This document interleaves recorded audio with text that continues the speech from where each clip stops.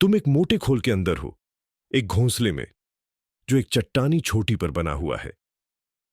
मैं सलाह दूंगा कि इस समय कुछ पुशअप्स कर लो, क्योंकि सच कहूं तो आगे हालात और मुश्किल होने वाले हैं। 45 दिनों के बाद तुम अंडे से बाहर आते हो, लेकिन कोई तुम्हारी ओर ध्यान नहीं देता, क्योंकि तुम्हारे माता पिता इस बात पर बहस कर रहे हैं कि आज भोजन लाने की बारी किसकी है। अंततः यह तय होता है कि आज पिता भोजन लाएंगे। वह प्यार से तुम्हें अधपचा हुआ मांस खिलाते हैं। चिंता मत करो, यह अजीब सा खाना खाने की आदत पड़ जाएगी। तुम अपने माता पिता को गौर से देखने लगते हो, उनके हाव भाव और शिकार करने की तकनीक सीखने लगते हो। ओह, तुम्हारा एक भाई बहन भी है, जो तुम्हारे बाद जन्मा है। सबसे मजेदार बात यह है कि तुम दोनों को हर भोजन के लिए लड़ना पड़ता है। तुम्हारे माता पिता यह लड़ाई ऐसे देखते हैं जैसे यह कोई प्राइम टाइम एंटरटेनमेंट हो, और जब तुम इस पंखों वाली लड़ाई में जीत जाते हो, तो तुम्हारे माता पिता इसे एक जश्न के रूप में मनाते हैं। एक महीना बीत जाता है और तुम तेजी से बड़े होने लगते हो। तुम्हारे मुलायम रोएंदार पंख अब काले चमकदार पंखों में बदल जाते हैं, जो तुम्हें एक असली ब्लैक ईगल का रूप देते हैं। करीब 90 दिनों में तुम लगभग पूरी तरह विकसित हो जाते हो, लेकिन अभी एक चीज सीखनी बाकी है, उड़ान। तुम घोंसले के किनारे खड़े होकर नीचे देखते हो, जहां गहरी खाई है। तुम्हारे माता पिता ऊपर मंडरा रहे हैं, शायद इस पर दांव लगा रहे हैं कि तुम उड़ोगे या गिर जाओगे। सच कहूं तो उन्हें दोनों ही नतीजों से खुशी होगी, क्योंकि फिर उन्हें तुम्हें खिलाने में मेहनत नहीं करनी पड़ेगी। तुम अपने पंख फैलाते हो, आंखें बंद करते हो और छलांग लगाते हो। एक पल के लिए ऐसा लगता है कि तुम गिर जाओगे, लेकिन फिर तुम्हारी प्रवृत्ति जागती है और तुम्हारे पंख हवा पकड़ लेते हैं। शायद वह पेड़ थोड़ा हटाना चाहिए था। कोई बात नहीं, फिर से कोशिश करो। बार बार कोशिश के बाद तुम उड़ान के गुर सीख जाते हो। हवा की धाराओं को पढ़ना, सही समय पर गोता लगाना और हवा में कलाबाजी करना तुम्हारे लिए आसान हो जाता है। अब तुम घोंसले के बाहर की दुनिया को समझने लगते हो। तुम्हारी नजरें इतनी तेज होती हैं कि 1 किलोमीटर दूर से खरगोश को भी देख सकते हो। एक ऊंची चट्टान से तुम अपने माता पिता को शिकार करते हुए देखते हो। वे लक्ष्य पर ध्यान केंद्रित करते हैं, फिर बिजली की तेजी से नीचे गिरते हैं, जैसे कोई मिसाइल। लेकिन अब तुम्हें खुद अपने लिए शिकार करना सीखना होगा। ओह, वह एक जंगली खरगोश है। तुम उसे देखते हो जैसे तुम्हारे माता पिता करते हैं और छलांग लगाते हो। हवा तुम्हारे कानों में गूंजती है जैसे कोई गरज रहा हो। शायद वह चट्टान वहां नहीं होनी चाहिए थी। कोई बात नहीं, फिर से कोशिश करो। समय के साथ तुम बेहतर होते जाते हो। तुम अपने शिकार की हरकतों को भांपना, हवा में अपनी स्थिति बदलना और अचानक हमला करने की कला सीख जाते हो।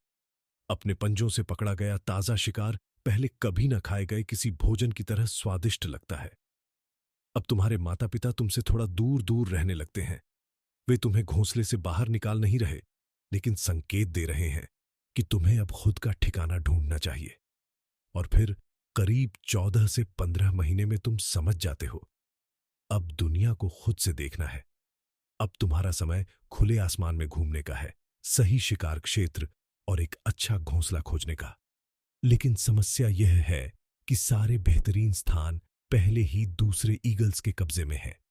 वे तुम्हें देखकर नाराज हो जाते हैं और भगा देते हैं।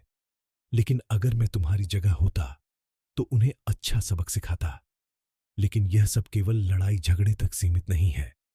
तुम्हें कुछ शानदार लम्हों का भी आनंद मिलता है।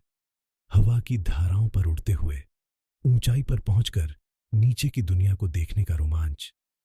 और हां, कभी कभी कुछ जानवर अचानक खुद को हवा में उड़ता हुआ पाते हैं। जब तुम उन्हें अपने पंजों में पकड़ लेते हो, वे भी दुनिया का नजारा देख लेते हैं आखिरी बार। अब तुम शिकार में माहिर हो गए हो। तुम्हारी सटीकता इतनी बढ़ गई है कि तुम्हारे माता पिता को तुम पर गर्व होता, अगर वे अब भी तुम्हें याद रखते। लेकिन फिर अचानक बसंत ऋतु आती है और तुम बाकी ब्लैक ईगल्स को नए नजरिए से देखने लगते हो। ये प्रजनन का मौसम है और तुम्हें भी एक साथी ढूंढना है। लेकिन साथी ढूंढना आसान नहीं। सिर्फ कुछ लफ्जों से काम नहीं चलेगा। यहाँ हवाई करतबान और गिफ्ट देने की जरूरत होती है। और हाँ, ताजा पकड़ा हुआ आहिरैक्स, एक छोटा स्तनपाई जानवर। सबसे बेहतरीन गिफ्ट होता है, लेकिन अफसोस वह उतना ताज़ा नहीं था। आखिरकार तुम अपने लिए एक सही साथी ढूंढ लेते हो। तुम दोनों मिलकर घोंसला बनाते हो, या यूं कहें कि किसी और का घोंसला चुरा लेते हो और उसमें कुछ टहनियां जोड़ देते हो। फिर अंडे देने के बाद तुम और तुम्हारा साथी बारी बारी से उसकी देखभाल करते हो। 45 दिनों के बाद पहला बच्चा अंडे से बाहर आता है। जब तुम उसे देखते हो तो एक अजीब सी भावना होती है। कुछ दिनों बाद दूसरा बच्चा भी जन्म लेता है। मतलब अब हर दिन घोंसले में युद्ध होगा। तुम्हारी जिंदगी अब बस शिकार, सुरक्षा और पालन पोषण तक सिमट जाती है। हर दिन शिकार पर जाना, वापस आकर अपने भूखे बच्चों को खाना खिलाना और फिर से उड़ जाना। तुम्हारे नन्हे बच्चे अब किसी ओलंपिक खिलाड़ी की तरह खाते हैं। फिर एक दिन तुम्हारे बच्चे बड़े हो जाते हैं।